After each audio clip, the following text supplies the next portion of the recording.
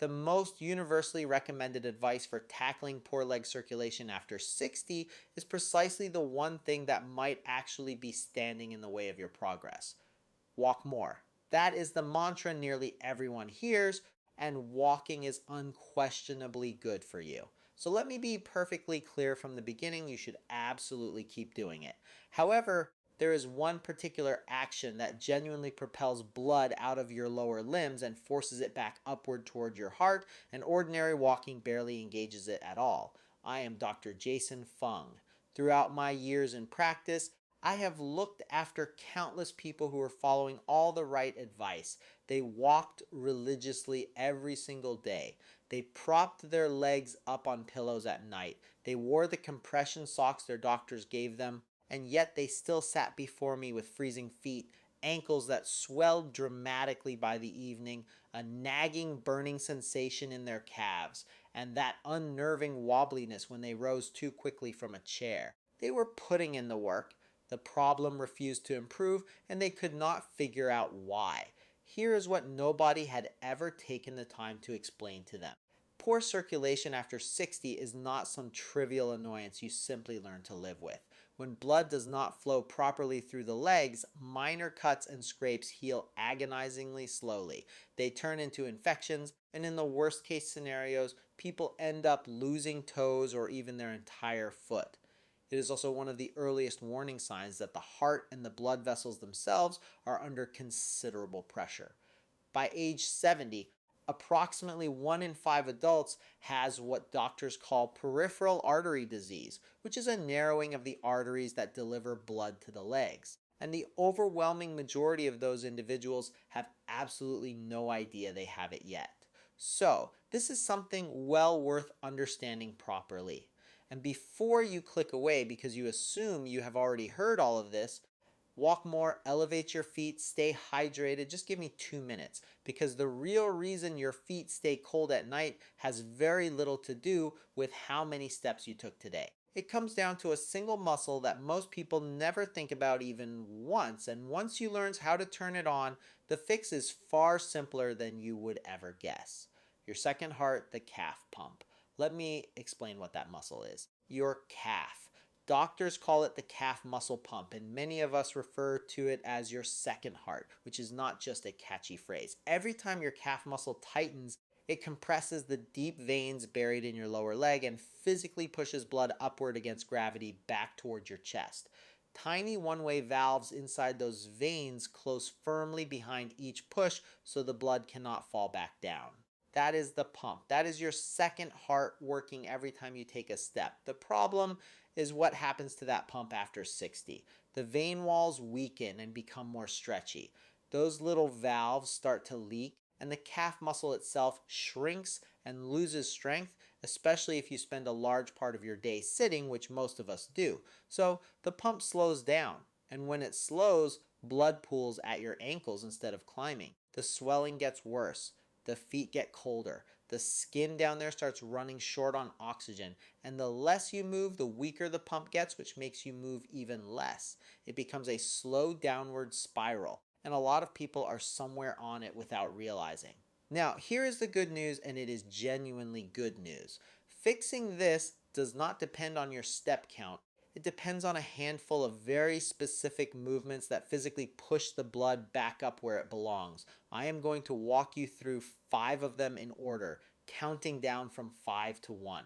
Each one does something the one before it could not, and I am saving the single most powerful movement for the end. The one exercise that vascular rehab programs all over the world lean on more than any other to get blood flowing again after 60. If you only take one thing away from this whole video, it is going to be number 1, but you will understand it far better if we build up to it together. One quick thing before we start the countdown, because it matters to me that you hear it. Everything I am about to show you is one piece of a much bigger picture. It's the small daily habits that quietly decide whether you are still walking strong at 80 or reaching for a cane at 70. So I took everything I tell my own patients about staying mobile and independent in these years, and I put it into one simple plan. It has already helped thousands of people live their best life after 60. If you want it, The link is right there on your screen. You do not need to write anything down, and I will never make you sit through me reading a web address out loud. Now, before the movements, let me tell you about someone. I am going to call her Lorraine, and she is really a blend of several patients I have cared for over the years, so no one's privacy is on the line. Lorraine was 71, sharp as a tack, still driving, still hosting her grandkids on Sundays, but her feet were cold every single night, even in the middle of summer, and her ankles turned to bread dough by dinner time. She had been faithfully walking a mile a day for years, and she was quietly heartbroken that it was not helping. Keep Lorraine in the back of your mind, because what finally changed for her is the entire point of this video. Let us start the countdown at number 5. Movement number 5, ankle pumps. Now this one looks almost too simple to be worth your time, and that is exactly why people wave it off and skip it. It is often the very first movement patients are given after leg surgery before they are even allowed to stand up, precisely because it keeps the blood from pooling while they heal. The reason it works is straightforward. When you flex your foot up and then point it down, your calf contracts and relaxes, and that motion squeezes the veins and moves the blood that has been sitting stagnant around your ankles. A 2025 review in the Journal of Orthopedic Surgery and Research gathered up 16 separate randomized trials and found that simple ankle pumping improved blood flow back up the leg and brought down lower leg swelling in older adults with no standing and no walking required at all. The whole key is to do it slowly with control and to do it often. To do it right, sit in a chair with your feet flat on the floor. Lift your toes up towards your shins while you keep your heels planted down. Then reverse it. Press your toes down into the floor and lift your heels up the way you would ease onto a gas pedal. Slow and deliberate. That is 1 repetition. Aim for 20 to 30 of them 2 or 3 times a day. You can do this while you watch television, while you read, while you sit at the kitchen table waiting for the kettle. It costs you nothing but a few minutes. Think about how much time you spend sitting in the car, at meals, in your chair in the evening. All of that is time your pump is switched off and blood is settling in your feet. Ankle pumps switch it back on without you even getting up. Walking runs on momentum. You fall forward and catch yourself over and over. And honestly, your calves barely get a full squeeze out of it. Ankle pumps make the muscle genuinely contract and push. That means warmer feet, less swelling, and less pressure on those fragile veins. It is also one of the safest possible ways to begin if pain or poor balance or plain fatigue keeps you from being on your feet very long. But ankle pumps only wake the system up. The next movement goes after the bigger muscles higher up your leg. Movement number 4, the seated leg lift. And if you are thinking that sitting down must make this an easy one, your legs are going to tell you a very different story about 10 seconds in. When you straighten your leg out in front of you and hold it there, you fire the big muscles across the front of your thigh and the muscles at the front of your hip. Those are the exact muscles you rely on to stand up out of a chair, to climb a flight of stairs, to catch yourself when you start to go down. And when they contract, they press on the large veins running up through your thigh and help drive blood out of the leg. Regular walking barely challenges those muscles enough to slow the loss that comes with age. This matters more than most people realize, and here is the piece that makes it click. Geriatric doctors track something called gait speed, which is simply how fast you walk. They call it the 6th vital sign, right up there with your pulse and your blood pressure, because how fast you walk turns out to predict your fall risk, your independence, and even how long you are likely to live. When walking slows down, it is often one of the very first signals that the body is quietly losing ground. Strengthening the muscles that carry you is exactly how you defend that ground.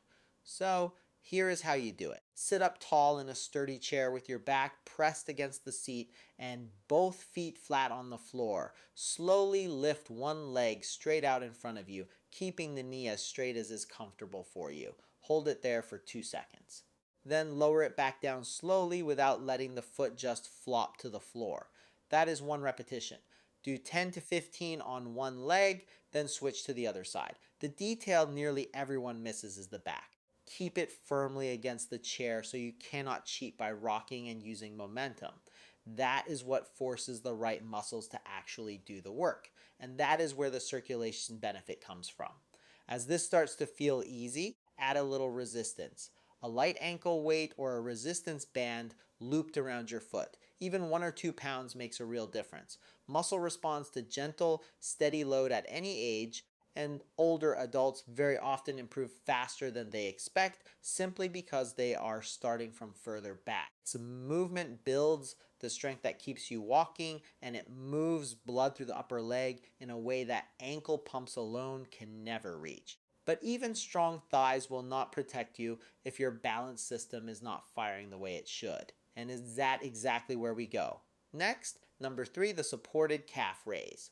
This is the movement that trains your circulation and your balance at the very same time. And balance is the thing that quietly decides whether a person keeps their independence or slowly loses it. The National Institute on Aging is very clear on this point.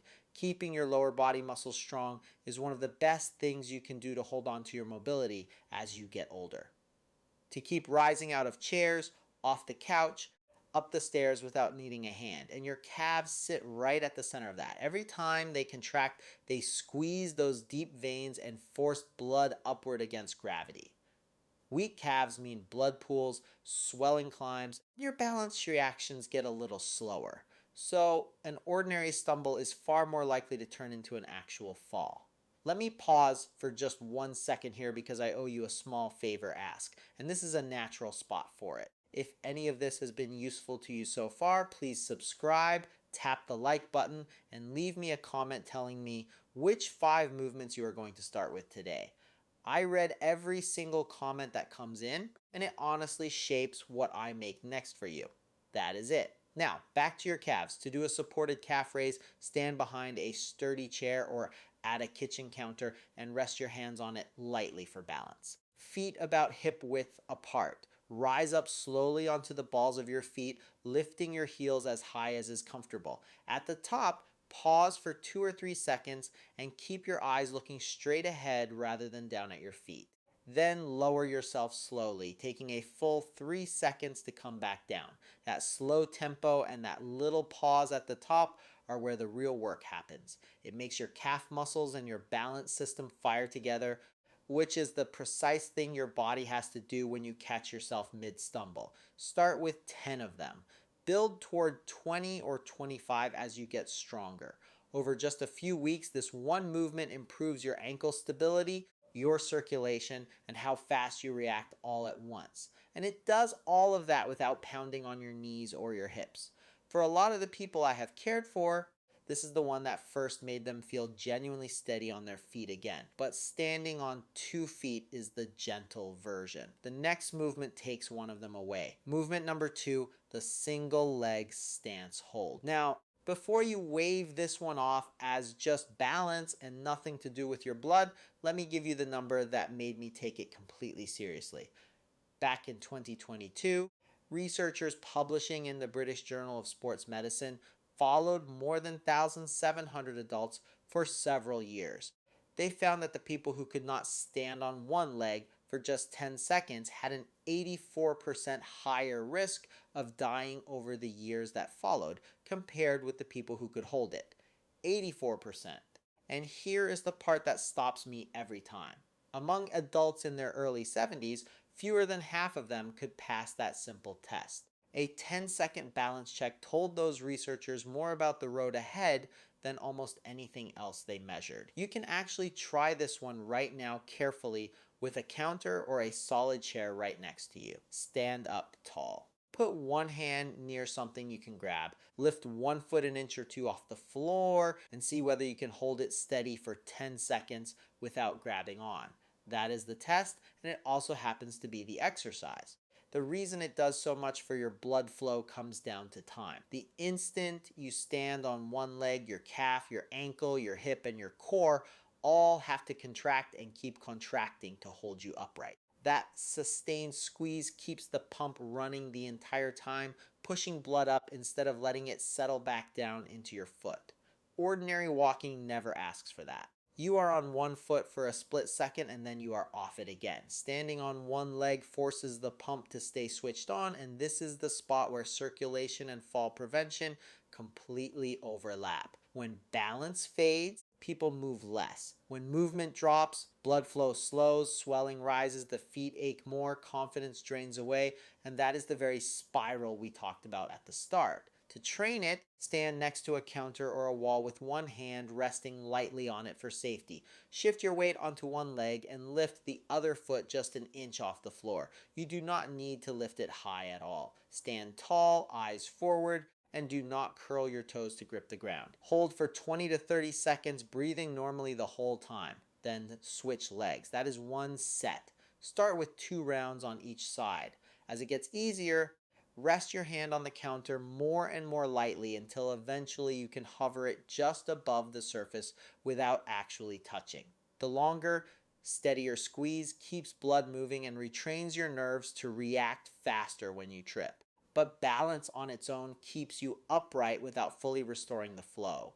For that, you need the single strongest version of the calf pump there is, and that is number one. Number one, the standing calf pump hold. This is the movement I promised you all the way back at the start. And once you understand what it is doing inside your leg, you will see exactly why vascular rehab programs across the entire world use it almost the way they would use a prescription. It looks a lot like the calf raise from number 3, with one small difference that changes everything: the hold. You rise up onto the balls of your feet and then you stay right there. Your calves work like pressure pumps, and holding at the top keeps that pump fully squeezed long enough to actually clear out the blood that has been stalling around your ankles and drive it up towards your heart. Ankle pumps wake the system up. The single leg hold trains your control. This movement moves the blood of all and it keeps it moving. And the evidence behind it is real, not hand waving. In a randomized trial published in the Journal of Vascular Surgery, people with genuinely poor leg circulation who did a simple program built around calf raise exercise were able to walk significantly farther before the pain set in. Their pain-free walking distance improved by dozens of meters, and their total walking distance by close to 100 with no medication and no machine involved anywhere. That is the calf pump doing the job it was built to do. Here is how to do it safely. Stand behind a chair or at a counter, hands resting there for your balance. Feet about hip width apart. Rise up slowly onto the balls of your feet, heels lifting as high as is comfortable. Now hold it 3 to 5 seconds at the very top. Breathing normally, eyes forward. Then lower yourself back down slowly, about 3 seconds to come all the way down. That is one repetition. Start with 8 to 10 of them. Work up over time to 15 or 20. Always with control, never rushing. The hold is the entire point. That sustained squeeze keeps the pump fully engaged, drives the blood up, brings the swelling down, and strengthens the exact muscles your body reaches for when you catch yourself. And because there is no jumping and no pounding anywhere in it, it is gentle enough for most people with arthritis or shaky balance, as long as you keep one hand on that counter. So let me tell you what changed for Lorraine. What happened with Lorraine, because this is where all of it landed for her. I had her stop obsessing over her step count and instead do these 5 movements in order for about 12 minutes a day. Ankle pumps in her chair first thing in the morning, seated leg lifts, the supported calf raises at the kitchen counter while her coffee brewed, the balance holds, and the standing calf pump holds at the very end. Now, I am going to be honest with you about her result because I always am. Her circulation did not turn into a 30-year-old's overnight, and I would never promise you that. But within a few weeks, her ankles were not ballooning up by dinner anymore. Her feet were warmer at night, and the thing she told me she cared about the most, she stopped feeling like she might tip over when she got up off the couch. She felt steady again. For a woman who had been quietly terrified of falling, that was everything.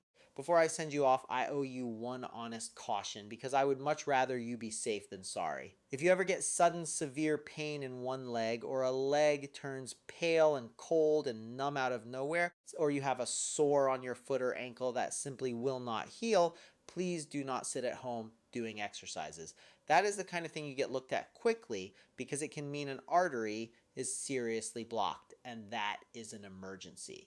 Everything I have shown you today is meant for the slow, chronic, everyday poor circulation, not for a sudden crisis like that.